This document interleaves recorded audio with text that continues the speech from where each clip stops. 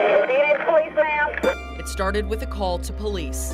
I have had some money taken from my home. 53-year-old Emogene Thompson had $14,000 in cash hidden in her home, and now half of it was gone. She called the police. Chapel responded. Then District Attorney Danny Porter recalls how that set in motion a plot that would end in Emogene's death and in the arrest of decorated Gwinnett County Police officer Michael Chappell. Everybody knew that it was her son who had taken the money. She didn't really want to prosecute. And so that was that, until 13 days later when Emogene was found dead in her car, shot twice. Her purse containing the remaining $7,000 was gone. Investigators set up a traffic stop the next day looking for witnesses. Several said the same thing, that they'd seen a police car parked at the scene of the crime around the time of the murder. Within the time frame from 9:30 to 10. And that's what led them to Officer Chappell, who had been on duty that night in the area. Chappell was subsequently arrested. Chappell maintained his innocence, saying he'd been at a local firehouse at the time of the murder, waiting out a storm.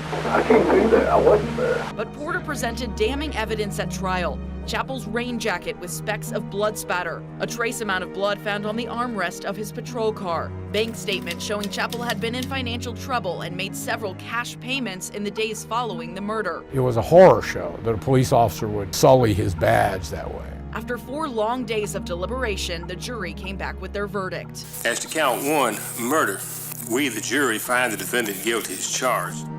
He went as a greaser and I was a cheerleader. Chappell's wife, Erin, and the mother of their 2 children, has never stopped fighting for his exoneration. I mean, this guy's a Boy Scout. He never even had a speeding ticket, nothing. And she says the evidence presented in court doesn't add up. We were not having financial issues. He has eyewitnesses placing him at the firehouse during the time of the murder. The blood evidence they found in the car, they didn't even know if it was human origin. The rain jacket was never tested. Was the rain jacket, the blood ever tested? It was tested for human blood, but it was never tested for DNA.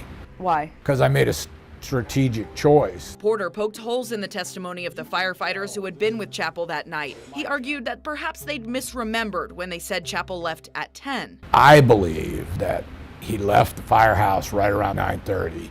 He went to the scene, he committed the murder. Chappell argued that was impossible, that he took a dispatch call from the fire station at 9:56.